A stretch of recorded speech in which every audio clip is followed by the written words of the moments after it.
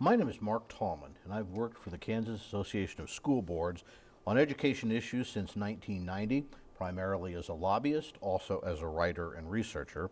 And I'm conducting this interview with Sue Peterson on behalf of the Kansas Oral History Project, a not-for-profit corporation created for the purpose of interviewing former legislators and significant leaders in state government, particularly those who served in the 1960s through 2010. The interviews will be accessible to researchers, educators, and the public through the KOHP website, ksoralhistory.org, and also the Kansas Historical Society and the State Library. Transcriptions are made possible by generous donors. David Heineman today is our videographer. And I want to introduce and welcome to our conversation Sue Peterson. I've done a few of these. This is the first time I've sat in a room named after the person that because Sue, for those of you who may not know, kind of quite a legend here at Kansas State.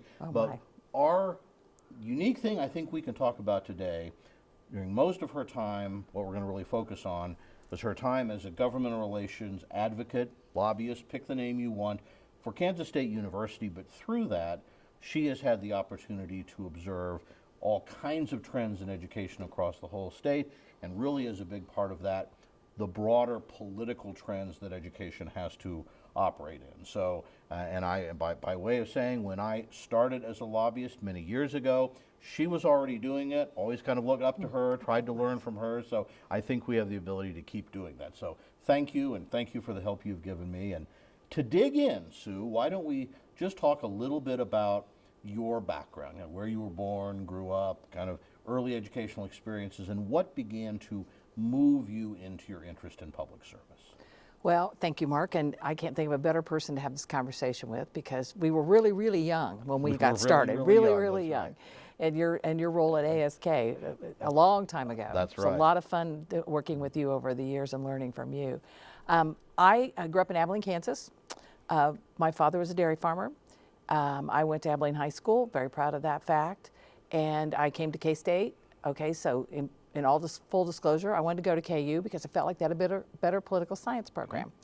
But if you talk to somebody that we all know that's when they were burning down the union at KU and other things. David remembers these items probably. And my parents went, we think maybe you might get in trouble. So maybe you should just go where your older cousin is already at K-State, and you just go to K-State with him. Someone to keep an eye on you. Someone to keep an eye, yeah. And I'm sure that happened. A little bit. And so I came to Kansas State, wanted to major in political science, and knew I was interested in government, knew I was interested in politics. And so I came here and got my degree in 1976. Tried to get a teaching certificate, but at that time, the civics teachers, remember the civics courses, when we were high schools in the 60s and 70s, were the football coach or the track coach or the basketball coach, so they were men. So it was really hard. There was the building right across the way from where we're sitting today, Dickens Hall, is where you went and looked to see if you could get a job at a school district in Kansas. And I couldn't find anything for, history or political science, civics, that didn't require me to teach football. And I don't know how to teach football. I don't do that at all. So I went to work. My first job, I tried with Governor Bennett's staff at that time to try to get a job in state government. They sent me to see a man at the Kansas Republican Party headquarters. His name was George Van Riper, came from New York. And at that time, Governor Bennett was governor, but the House had flipped to Democrat, and the goal of the Republican Party was to re-elect Governor Bennett. That was not my role or my job. That was Tish Rogers and Pat Story, and my job was to help legislators. And so I had a little campaign committee that I worked with, and I did that job, and the House did go back to the Republicans after that election.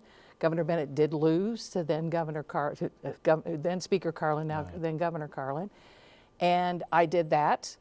And then someone we all know, a man named Keith Henley, worked for the minority leader of the House, Wendell Lady, who was also from Abilene, Kansas.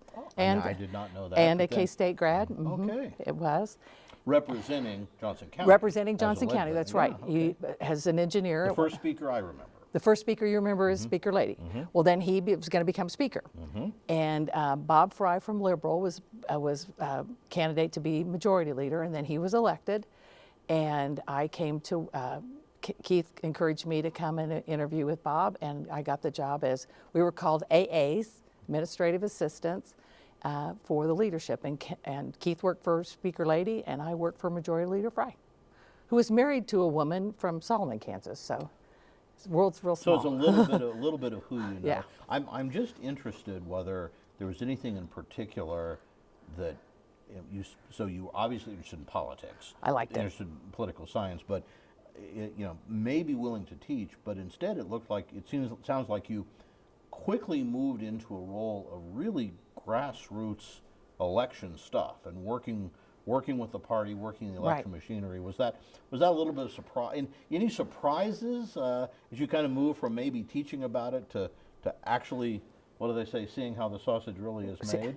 Well, so I just told someone this story the other day. This was 1977. I'm getting out of Kansas State. Inflation is 17%. There weren't very many jobs for college graduates then, let alone somebody with a political science history degree. So parents were like, you need to get a job. And this job was available and came along, and it was in the political space, if you will, and in government.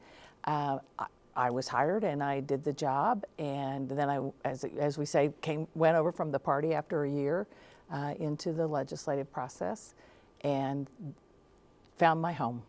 And in that process, so you had that experience, which frankly I always envied, eventually becoming a lobbyist. You were actually back behind the scenes, supporting the internal work of how the legislature actually has to operate in a very procedural sense. And in my view, that was my wonderful teaching. Yeah. And to this day,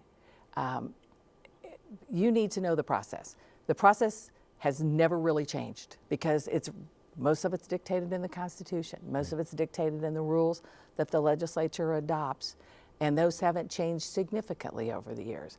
And so I feel like that was a fabulous grounding for me, that I know that. And so when you go over to the other side, if you will, where you're not behind the scenes, you don't have access to the House and Senate floor, then that is a very helpful tool to have and know. But you didn't go directly from the legislative work to lobbying. I had a little intervening thing on the second floor of the state capitol called Governor Hayden. So I went from majority leader's staff to the speaker's staff when Governor Hayden came in after Wendell retired from the legislature, and spent 4 years there, ran the campaign in '86. Fascinating, there was not a fax machine in 1986. Our campaign, little digression, our campaign commercials were typed up, put in this big envelope called ZAP, I think it was called, and flown from New York to Kansas City to the airport, and then somebody went over to the Kansas City airport and drove them back to the campaign headquarters so we could read them. I've often reflected, just even in my, less than you, how changes in technology have just dictated what's possible or not possible. And I'm sure you remember, we don't need to give this, but still remembering when I was taught the little in the lobbyist center and the little cubby holes where, so if your office wanted to call you, they called that switchboard and you got a little message. Didn't have a cell phone or anything like that or any of those activities, but we probably shouldn't get exactly into those weeds, interesting as it is. So what moved you, again, you spent time on the executive side of things. Then you came to Kansas State University, is that right? That is correct. So talk to us a little bit about your interest in doing that, because I guess what I'm interested, you've had a role both from the political side, but working for an educational institution. So talk a little bit about that transition. Well, of course, I was an alum, and I lived an hour away, and so I could still attend. My family attended football games for years. I did that, of course, when I was a student. I had two brothers who came here after me, and so very fond of the institution. Clearly, still am. But they had a position where they had someone who represented them in the legislature, a former state representative, and who I knew from Abilene. World's pretty small. And he decided he wanted to run for the Senate. And he chose the Senate district he lived in just happened to be the recently moved out of the job president of the Kansas Senate. Very powerful man who you know, Ross Doyen. And you can't do these jobs and be political. We're talking earlier, we have opinions, we register for a party, we vote, but I don't talk about my politics or my views in the Capitol ever, even as a staffer. You had to represent your boss as a staffer. So he files for election. The university says, can't do this. They got a lot of calls from Topeka to move him into another role at the university, which they did. So they didn't have anybody. And we had a little problem with K-State, a budget issue, that there was a hiccup in a number. The decimal point was in the wrong place. So then President Wefald and some of his key staffers, Vice President Krause and his Chief of Staff, Dr. Reagan, came to visit us in Topeka, and we had meetings with the governor, whom I work for, and with the budget director. It's a guy that we all know, Michael O'Keefe, the toughest budget director I think probably ever after Jim Bibb. And I started working with them, and we strategized and tried to figure out how to solve their budget problem. Finally did after lots of shenanigans, and I mean shenanigans, in the House floor, almost a fist fight between the majority leader and the minority leader. And finally the money was appropriated to the university. Well, they approached me and said, hey, you know your stuff. You've got executive, legislative background. You're a K-Stater. Would you think about coming over here and working in this job? And so I talked to them and I interviewed small search committee, and they offered me the position, and I came in August of 1989. So we talked a little bit before this about, both of us have spent most of our working lives as lobbyists.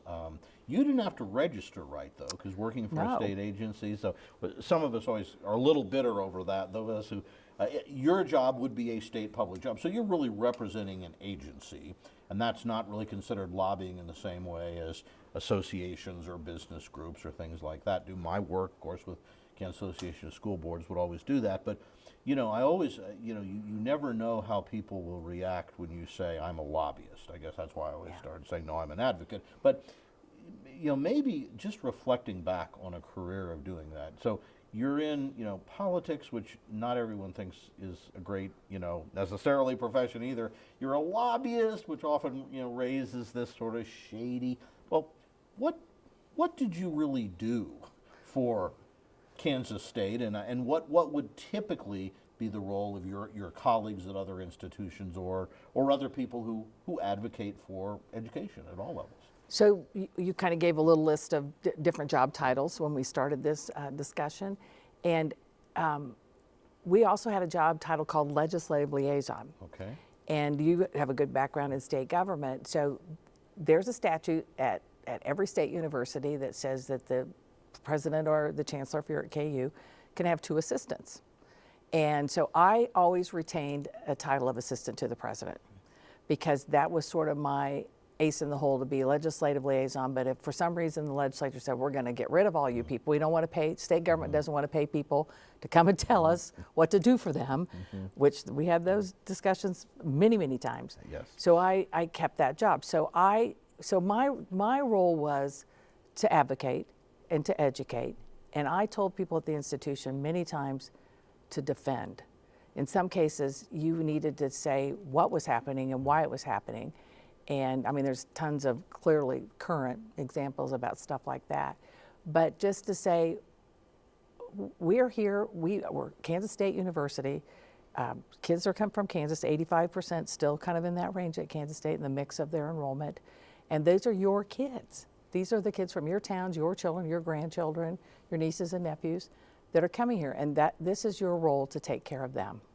And so that was what I would do, but I would also provide information, because K-State is a wonderful institution, but as you know, has a land grant mission. So we knew clearly a lot about water, about cropping systems, about the agricultural base of the state, and some of those issues. And each one of the institutions in Kansas, the state universities, has some niche like that where they have a role to play. So you get a lot of questions, and you get random questions. And you want to get the question before you get it in the committee meeting where they said, well, you know, I asked K-State and no one called me back. So I always said, do not call Professor X. You call me, I'll call Professor, this is phone calls, now it's more emails. I'll call Professor X and I'll put the two of you together, because Professor X doesn't know who you are and they're not going to maybe respond to somebody. And even though you're a state representative and you should be responding to them because they're ultimately kind of the boss, if you will, they're not going to do that. So I always felt like I was the front door of Kansas State with elected officials in the state of Kansas. Was that pretty similar to how the other state universities structured that position or that role, or was there some difference across the system? Because I know you know, we all have associations of associations, right? And I know you've been really cited as a leader of the advocacy people in those institutions, but you know, were there some differences in how universities approach that? Well, in Kansas, not so much. You know, everybody had somebody, and when I started, there were 5 men. I think KU had 2 people, so there were 6, and me, and we all did sort of the same thing. In fact, somebody who we both know well, who did the university budgets for years for the legislature, David Monacle, said, I didn't know if you were going to make it, Sue, because you didn't know anything about the budget. And I said, you might be right about that, David, but I knew the process of the budget. And when you're in the legislature, that's the part you have to know. I got a whole team of people in the budget office, vice president for finance, who can explain that part of it to me. I just need to know how it's working through the process. He goes, well, that's a good point. And so we did those kinds of things. Now, nationally, when I came to Kansas State clearly right before the 90s, it was a pretty young profession for higher ed, because higher ed is either the elite privates generally or the publics in the state. And I was real active in an organization called the Association of Public and Land Grant Universities. University of Kansas, Wichita State are both members of the organization. And we had people like me all over the country. And we did state, and we had state people, we had federal people, and some universities had federal people in DC. And so I think our profession, you know, that was a lot of former legislators, former members of Congress. You know, hiring people that know. Yeah, hiring people. Like you say, you have to know the process. You have to know the process, and you have to know people, and know the people that are making the decisions. Right. So that's how it really got started. And I'd like to know who the first person was that kind of started that. Now, there were lobbyists. As you mentioned, there were lobbyists, state and federally, for years and years and years. But higher ed was kind of new to the game. In fact, when we started out, we didn't have our own group. We met together with the communicators. And one of my long time ago predecessors, a woman named Carolyn Cross at the University of Kansas, was instrumental in starting the group and starting a professional organization of public land grant university advocates, if you will. And so that has just grown up over time. And you know, multiple generations now have cycled through, because those of us from the beginning have all retired, because you just can't do this for the rest of your life. Your feet start to give out on you. That's all those marble floors in state capitals and in Congress. So, yes, those imposing so buildings. it's a profession that I like to say that I feel like I've kind of grown up through, and it's been a real good opportunity to learn to do that. I don't want to put words in your mouth, but I think part of what you're stressing is, so this is a role that needs someone who has the technical knowledge of the process, the people involved, those sorts of things. But you seem to stress that the message that you have to share really needs to come back and reflect on the institution you're trying to represent. And I'm guessing that would be as true if you're a university or if you're a school district or whatever you might be. Right. And I guess one of the things in some of these conversations we've noted is that, you know, sometimes we are so close to the process, we may assume that everyone knows everything they should know about a given issue, but they may not. And so a big part of what a lobbyist often tends to do is sort of that translator between the institution or the end of probably anything like that, to put it in terms that a legislature made up of people from all walks of life, most of whom don't have a lot of expertise in your area, how do they understand it? How does it affect their constituents, their community? And it goes both ways.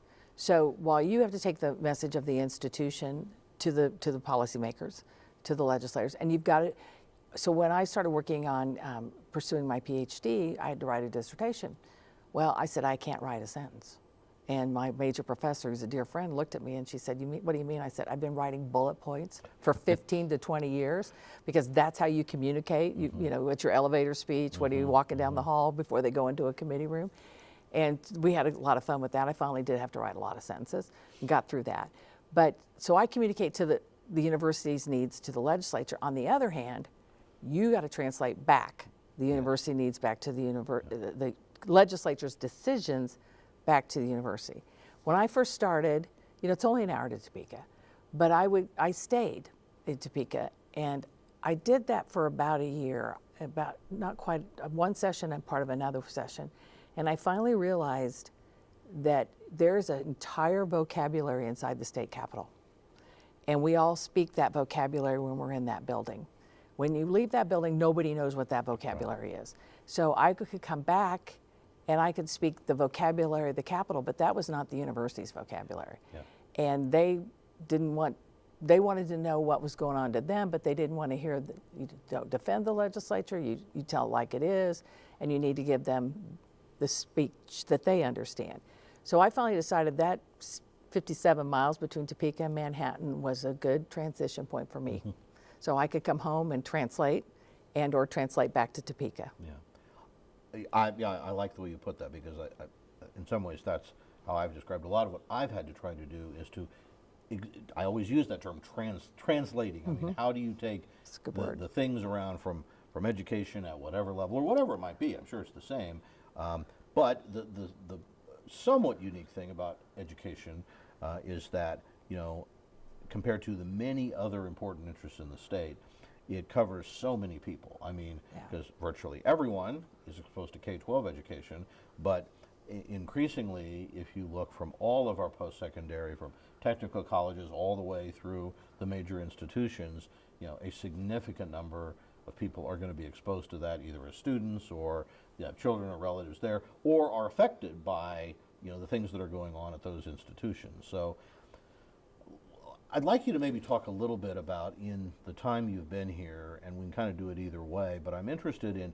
maybe some of the big issues that you worked on that perhaps you think are, you know, what you've been maybe most proud of or most challenging, specifically for you and K-State, but maybe as a part of that or after that, I'm also interested is how, if at all, those may fit into some bigger themes or some bigger trends in Kansas, even around the country. And I'll give you an example of what I mean. A lot of the conversations that I've had with educational leaders is how they stress the trend toward greater access, the trend toward, which kind of goes back to what I've said, that over the past many decades, but certainly in the time we've been involved, everyone's trying to figure out ways to allow more people to access the benefits of education, to acquire higher levels of skills through our institutions. So what are some of the things that, you know, you worked on, both that I think would just be important to get on the record, but if you can maybe reflect a little bit on how they fit into perhaps bigger themes or trends that were important for the state? Well, to talk about that access issue specifically. So I can see that because I have two examples which are almost opposites. So you know, because of your work, in the Hayden administration, there was a push to change the admission standards. So if you graduated from a Kansas high school, you could go to any Kansas university, you were automatically in, okay? It wasn't that way around the country, but it was that way here. And there was the big debate about qualified admissions, as it was called. And it went on for several years, contentious debates on the House floor, did not pass. Finally did pass in the legislature after Hayden had left the governor's office. It finally got through the process. And then I looked at something today and noted that, which I'd kind of forgotten this step, in the mid-2000s, the Board of Regents set the standards. So they moved that responsibility to the universities. So here we are, we're saying, okay, we want to be the university for, this, Kansas State has a tagline, University for Kansas. That's exactly what they should say. But having said that, you have to, you had to have an ACT score of something, and you had to have college prep courses or whatever. You had to have all these things to get in. I always fought for that, but sometimes I think, did we do a disservice to Kansas people by saying the 4 people in this room, three can get in and 1 can't? And so sometimes I think that maybe doesn't sell to the legislature. Well, I think what you're really talking about there is this, again, if you want to talk about a theme, it is what is the balance between access and openness, Right. but also standards or quality, and I suppose some might also say efficiency, right? So when I was a much younger lobbyist getting to know you, I always reflected on the fact that, Kansas then and now tends to rank above average just in terms of educational participation, generally speaking, accomplishment. We've always tended to value education. And I thought, when I started, it was interesting. We had open admissions. We had lots of institutions. I mean, we had 6 state universities. We still have over 30. Exactly. Many more than, but in other words, that meant people didn't have to go very far to find an institution. And we had relatively low tuition. And each of those has been a point of contention. And each of those has kind of been fought over to some extent because there's sort of double sides to all of that. Well, we're open admission, but does that mean maybe kids don't have to reach standards? We want low tuition, but... Are you going to succeed? That's right. Are you going to be able to actually succeed? We want to keep costs low, but how do we fund that? We want there to be geographic access, but is there duplication? Right, so all of those things have been kind of fought over. So that's one. I'm sure you also were part of, and what doesn't necessarily touch on those directly, but the shift in governance that's come up in several of these interviews between the move from moving our community and technical colleges from being under the State Board of Education to under the Board of Regents. Another pretty controversial step that took several years to be effectuated. Well, and that happened in 1999. I looked that up today, but I think in one of your interviews, I want to back up before that. One of the items that happened, so you had open admissions, then you went to qualified admissions. You have low tuition. You also have low aid, and so those things, as it turned out, and Dr. Hammond in his interview did a great job of explaining the math of all of that and the budgeting process of all that. So we had a system in Kansas where we collected the tuition and then we sent it to the state government in Topeka. And then we finally came up with a strategy to retain the tuition. But then that was going to be your base funding. So your tuition now belonged to you. And so you could maybe get some state aid on top of that, but you had to figure out how to pay for everything. And then you had to also figure out how to give aid to students. And that is, to this day, a bugaboo. So what do you have? You have qualified admissions, so you're letting people in that might succeed. You're trying to get enough money to help them go to school and keep their tuition low, keep their retention, keep them here, keep them inside the institutions, get them a degree, hopefully in 4 years. Now they're 5 years, 6 years. We have the retention rate for those years and graduation rates for those years. But those are all, in my mind, public political messages as well. It's part of what the institution should do, but it's also part of how you tell the legislature that you are efficient, you're effective, and you're doing the state's work and what they need in terms of, the whole buzzword today is workforce, talent and workforce, as you know. So you got to do all those things. And in the same time, you've got to have a research portfolio. You've got to figure out a lot of wheat varieties if you're at Kansas State. You've got to have medical advances. You've got to teach doctors if you're at the University of Kansas. You've got to teach veterinarians at K-State. You've got to teach physical therapists and nurses at all the other institutions. And you've got to teach teachers, something that's important to us. Right, you've got to teach teachers. And we have 6 teachers' colleges at the state universities. We have 3 engineering schools. We have multiple things, but what is difficult to explain is that some degrees matter to somebody else. I talked to somebody yesterday who pursued a pharmacy degree. She went to the University of Kansas. 2 years she had to take what they told her to take to get a pharmacy degree. Her husband was going to be a doctor. He got to take whatever he wanted because he was going to learn all that stuff. They said, you'll learn all that when you get to medical school. So he had a great liberal arts education at the University of Kansas, and she had her prescriptive thing. But that's how it works. And you got to take a history class, and you've got to take a language class, or you've got to take a physics class, or you've got to take something like that. And you got to have all of those things to bring the person up to go on to either an advanced degree or a bachelor's degree and go out in the workforce and be productive. Do you think as you kind of look back on it, because we often get into debates, especially when you, no offense, get to be our age, Yes. and how things really were in the past. Do you think there's more of a focus on kind of the workforce development or the jobs needs than maybe there was a time when there was more of a sense of just a good liberal arts education and then decide what you want? I mean, I don't know necessarily how I feel about it, but certainly it's an emphasis now. Maybe it was always there, just wasn't talked about so openly. Well, another full disclosure, I have represented for the last 2 years in the legislature the Kansas Association of Community Colleges. Didn't really know a lot about them and had to do a lot of research, and we talked about changing the governance and then changing the budget, and that is still being discussed and still a point of contention. But the fact that we have everything. So do we need everything? Yes, I think you do need everything, because it's a consumer business. We're in the consumer business just like people who sell, the bottled water. Do you drink the water that came from Pepsi, or drink the water that came from Coke, or drink the water that came from some island? I think you've got to be those things to people. And I think the universities, I don't like it, but you have to be that way to kind of sell, please, come here, see what you get. And I, walked around this campus a little bit this afternoon. You all did as well. There's all kinds of students here. I've seen men and women. I've seen, different races. I'm sure some of them look really young. I haven't seen very many older people. It's finals week, so professors are not out and about. But I think that's important. Yeah. And I think I rambled on your question. No. Well, so let's talk about a couple of things that I know, or I think, because background I've read on you, that you're kind of proud of, that might be just some examples, and maybe tell us a little bit what happened. Again, we mentioned that we're sitting in a room named after you in a library that wasn't named after you, but I know you were very involved in this role of reconstructing, I guess. You can tell the story. Let's talk about the library a little bit. Let's talk about the bioag.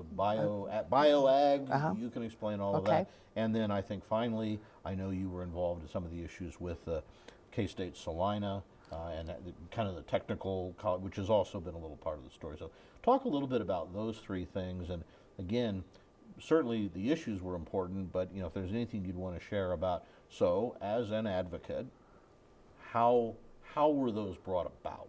What did you need to do to make that happen? Well, this was a really nice library when I was an undergraduate here. The interesting thing about the library, it was built in 3 different stages. Ultimately 4, and if you want to count the fact that it almost burned down, 5. So the students wanted more study space. And if you walked around in this library today and you've seen this out here, they're here studying. That's what they wanted. Yeah, I did notice that. And they advocated for that. They had sit-ins here. They passed a fee. In fact, we're going to hang it in this room. I have the original big check that the students presented to the building committee. I don't know, you were on the building committee when the check came over, David? The students, so they wrote a big check. We went to the building committee. We took a copy of the check, student body president. At that time, she was about the 3rd president in on this effort, because they're 1 year at a time. Yeah. And we took ice cream from Call Hall, which is the signature thing from Kansas State. Extremely popular day in this. For those, you should maybe just briefly explain, because this is a great lobbying strategy. What does that mean every year in the Capitol when the ice cream shows up? So it starts on the first day of the session. Okay, so when I worked at Kansas State, okay, Sue, what day is the ice cream coming? And so we always tried, and they still do, I think, around K-State's birthday, which is February 16th. Okay. And that's in the middle of the session. It's a busy time. So we would always bring K-State ice cream. And we used to serve it out of 3-gallon tubs. And it was lots of fun setting up on the first floor of the Capitol, and we had ice cream for everybody. I did not say, you're a page, you can't have ice cream. You're the school board lobbyist. That's where I Everybody could have ice cream. Little fact, though, that they're closing it Saturday for 1.5 years because it's going to be part of a new building. And the Call Hall place where this was No ice cream is going to be made, no place to purchase it. Okay. So if you want ice cream, you got to go over there before you leave town. Well, anyhow, that was a big deal. And you're right. that is, K-State is known for something. It's known for being purple, and it's known for having ice cream and good ice cream, and the legislators all look forward to that. And I met more people through ice cream in the Capitol than ever. So we got to get back to the question. So the library. The students wanted a library. So we came over, we brought the check, we brought the, and the state had this thing, they'd had $140 million, which was a lot of money back then, that then Representative Helgerson had discovered that we had a refund coming from the federal government. And the library at KU had burned. And we wanted a new library, and they wanted some other things at Emporia and Wichita State. So then Budget Director Timmer said, we can spend the $140 million, but on one-time things, because we don't want to build it in the budget. Right. And you're a school guy, so you know that's right. you don't want anybody to build anything. If you spend one-time money on ongoing things, you're going to have a problem. Yeah, and you don't want anybody to do that because you want ongoing money. I get that. So she said, well, we'll give this money to KU for the Hoke Auditorium, and we'll give the money to K-State for the library. But that was the governor's position, and it was Governor Finney. Well, the legislature said, we just need to put the money in the bank, because that's always what they want to do, is put the money in the bank, because we want to spend it. We don't want to spend it the way the governor wants to spend it. But I used the students effectively. KU had a burned building, so that was a pretty good message. And they finally approved, after a lot of angst, approved the funding. In fact, the chairman of Senate Ways and Means told me he wasn't going to give us the money in the committee, but that don't worry, we're going to put it in on the Senate floor. And he said, but don't tell your senator, because he wanted her to do something else. So that was a tough story. In fact, I don't know that I've ever told her that story. I might have to do that. And so I left the building because I said, I got to get out of here, so I don't lie to anybody. I'll just wait till they go to the floor. So we go to the floor, and they had it all keyed up, but Senator Phil Martin from Pittsburgh, he said, I want some money for Pittsburgh, and I'm not, and he jumped the gun. And so he had an amendment to put all the money in for everybody, all the projects that they wanted, but he was a Democrat senator. As you say, well, wrong party in that sense. He was a Democrat senator. And so they defeated his, and then the Republicans got up with the amendment, and it was still close. And it's till this day, I remember this, and it's fascinating because you're a student of the process and know it well. It was tie, but they were on emergency final action. They weren't on general orders. Okay. And President Burke was in the chair up on the dais of the Senate, and he stood up and voted to break the tie. And that, to this day, between the budget director, Governor Finney, and the president of the Senate, we got a library.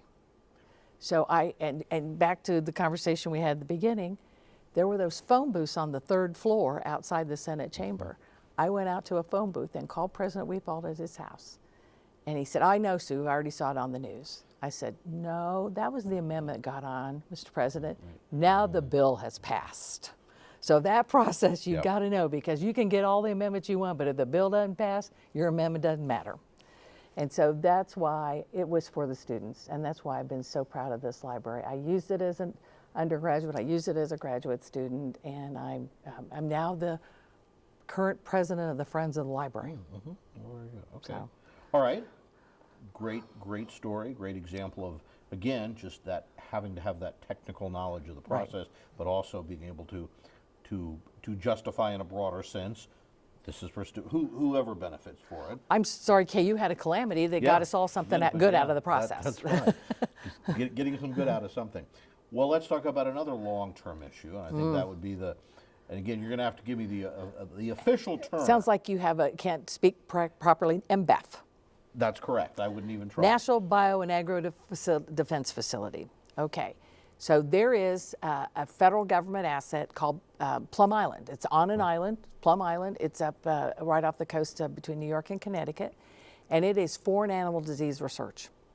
And it is on an island because 71 years ago, because it's the same age I am, I'll just say that, it was built by the federal government on an island, so you couldn't carry any diseases back to the mainland. Good old-fashioned quarantine. Good old-fashioned quarantine. Didn't matter that deers and birds and everything were going back and forth, but that was the strategy. So in the post 9/11 in Washington, D.C., it was decided that the newly created Department of Homeland Security should take this over as a national security asset for the country. Okay. But it was old and decrepit and needed help. And so they decided we're going to build a new one. We're going to have an RFP, going to put a nationwide RFP out. We didn't start the process at Kansas State. The Casey Area Life Sciences Group decided that it would be a good thing to do. So they contacted Kansas State because of the veterinary school, because of agriculture. There were 2 sites submitted by Kansas. The Kansas State, the site north of campus in Manhattan, and Leavenworth, which there was a lot of conversation next to a very valuable Army base, might be a good national security kind of place. Down select came down to 10. Kansas was still in. Very controversial in the state because of a disease called foot and mouth, which is it's completely fatal and very virulent, is that the right word, to cattle. And so we had public meetings here. I laugh because I know you parked at the K-State parking garage. The year we were building the parking garages, the year we were going to have the public meeting on campus. And someone said, oh, so you can't have it on campus because no one can get there. And I said, oh no, we can have it in the student union. Oh no, you have to move it. You're going to have it somewhere else. And I said, oh no, we're going to have it in the student union. The people I want to come to the meeting, they will have a place to park. The people who want to come to the meeting, I don't care if they come to the meeting, are going to have to figure out how to get to the student union. And so, that's a strategy. You're going to do it right. So we went through the whole process, down select down to 5, had another series of meetings. Finally, the Homeland Security Director, Admiral Cohen was his name, selected Kansas, selected the Manhattan site. Win, big win. Mm-hmm. I remember the day when Mike Seifert from Senator Roberts' office called me in my office and they told us Manhattan's been selected. We thought we were done. Then the fight ensued. It's called getting $1.2 billion out of Congress. Mm-hmm. And I'm not sure if you're aware, but the state of Kansas actually put in 25% of the cost to build the laboratory. I knew there was some kind of match. Right. Involved, there were two different pieces of bonding and funding. And so the lab finally gets built. The actual ribbon cutting was 2 years ago this month. And it's been transitioned back from Homeland Security to the Department of Agriculture. Oh. So it's now under the Department of Agriculture. Huge advocates, the entire Kansas delegation over the years. We started with Governor Sebelius, went through Governor Brownback. And that's what I think was really illustrated because that was an initiative, major impact, major funding, major, I think most people would agree, or there wouldn't have been support, ultimate benefit back to the state, right. But something that took many years, had to be bipartisan at the state level, and you had to be just as effective working at the federal level, and everything that was going on there, and understanding that process to make something like that happen. Well, the federal government operates clearly differently. They don't necessarily have to pass a budget. They can have their continuing resolution right. process. But the federal government had provided the funding for the central utility plant, which they were going to build first, and that was going to be the plant to support all the utilities to support the facility. Well, they'd funded that, and they'd funded that a few years before. And we had a Friday conference call, all the delegation staff, the Kansas Bioscience Authority, then Tom Thornton ran that, and he was basically the lead of the effort. So it was bipartisan by, led state and federal legislators. And so we were having a conference call, and I happened to say, well, in Kansas, if you don't spend your money in 1 year, it's gone. It's lapsed. What's the federal government process? And Alex Richard was legislative director for Senator Moran, and he said, that's a good question. I'm going to ask. And it was about to run out. Really? And so he and Senator Moran went to the appropriators in D.C. and made sure that the money stayed in and that the Homeland Security then started the construction. Or for that, they would have said, well, we didn't build the central utility plant, now we don't need to build the lab. Yeah. It was sort of in stages, as you know how the government works. Right, absolutely. Well, you built that part, you got to build the rest of it now. You're committed now. That's right, you're committed now. Has to be part of that. Well, and then kind of a third issue that I know you were involved in was again, look to you to the details, but I guess we've heard of it, K-State Salina. If I remember correctly, Kansas had Kansas Technical Institute long ago was what it was called in Salina. Right. And I assume this was part of that sort of overall restructuring and sort of enhancement of our technical education programs.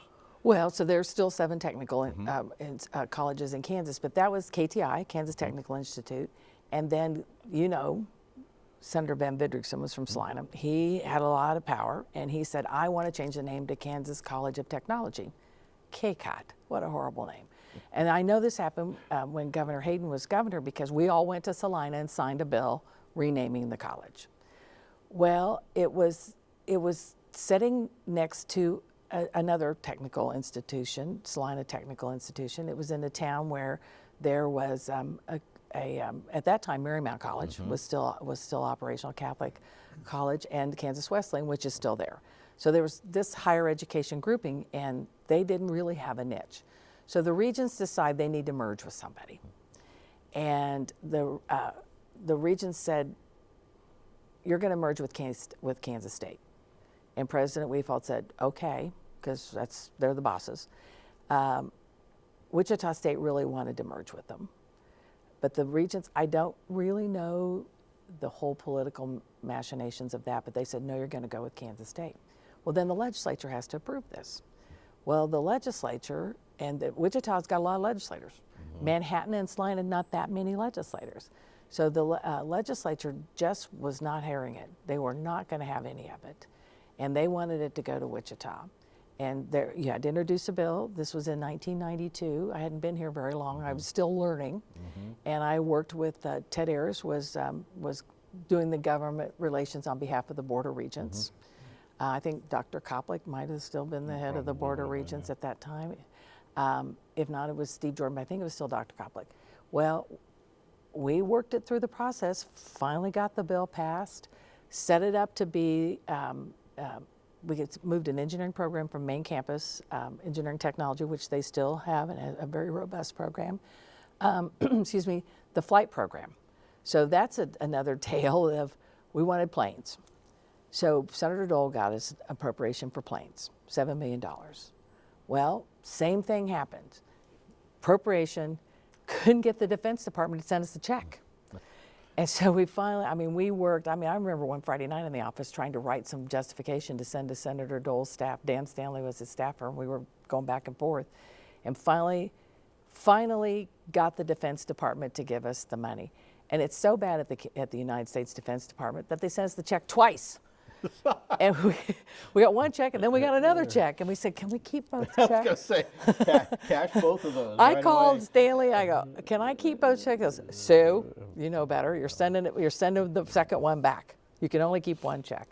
So Kansas, and it's a great school. It's in a higher ed community, if I might say that. And it's really trying to find its niche. It's got supporters. Senator Moran's always been a real loyal supporter of them. And while they have an aviation program, it's pilot training more so than it's the research that they do at Wichita State. And I think they're really kind of growing up. They've been around since the early 60s, as you know, on the Schilling Air Force Base.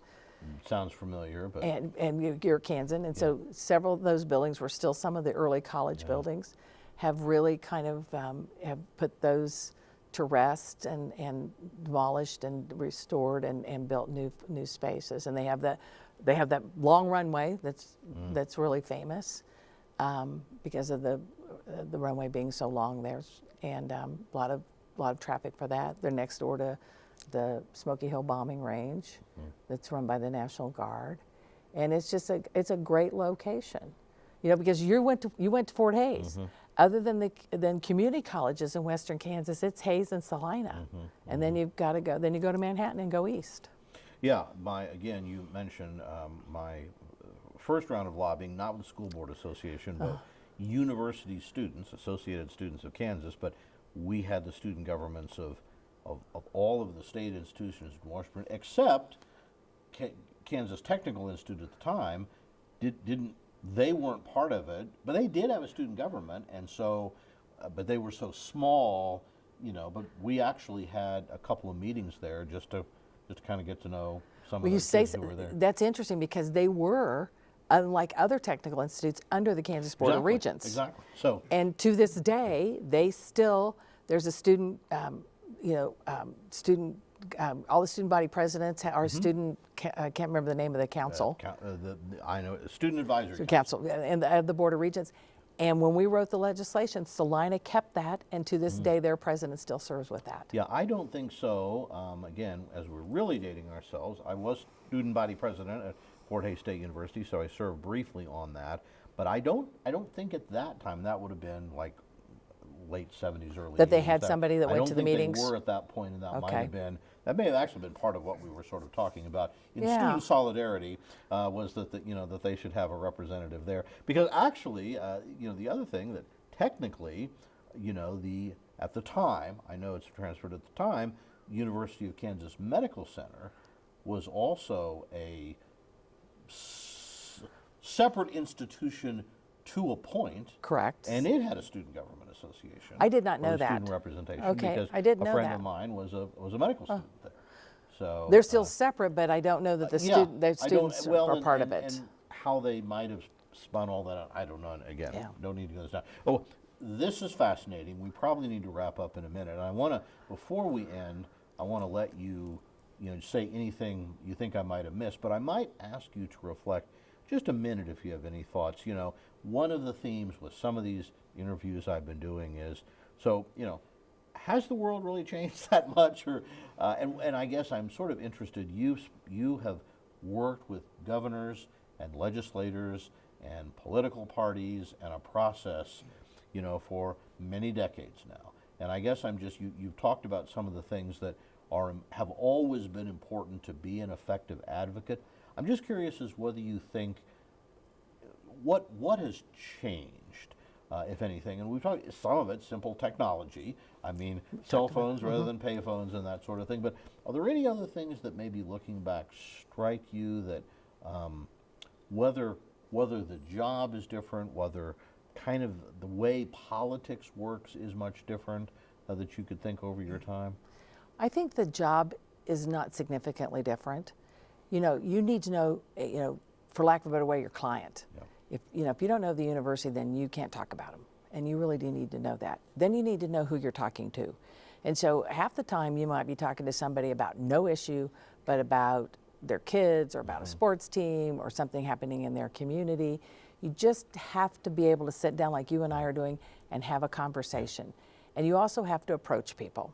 That I think that's a skill.